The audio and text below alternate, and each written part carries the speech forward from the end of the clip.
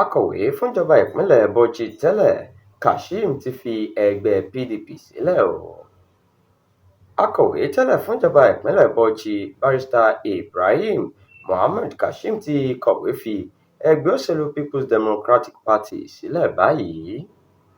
Kashim, ẹni tó jẹ́ olùdíje fúnpò gómìnà ìpínlẹ̀ ọ̀hún lábẹ́ ẹgbẹ́ òṣèlú PDP lọ́dún 2023, ló fi ẹgbẹ́ Ọlọ́mbrẹ́là sílẹ̀ lọ́jọ́ 21 oṣù keje ọdún yìí. Tẹ́ ò bá gbàgbé, ìdìbò gómìnà ìpínlẹ̀ Bauchi kù díẹ̀ lọ́dún 2023 ní Kashim juwọ́ sílẹ̀ tó sì gbárùkù ti gómìnà Bala Mohammed ní kété tí ìyẹn padà sínú ìdíje náà nígbà náà lọ́hùn-ún. Kashim nínú lẹ́tà rẹ̀ dúpẹ́ lọ́wọ́ àwọn olóyè ẹgbẹ́ ní wọ́ọ̀dù rẹ̀ fún ìgbẹ́kẹ̀lé tí wọ́n ní nínú rẹ̀ lásìkò tó fi wà pẹ̀lú wọn. Ó ní òun gbé ìgbésẹ̀ náà lẹ́yìn tóun fi kùn lukùn pẹ̀lú àwọn ọmọlẹ́yìn òun nínú òṣèlú.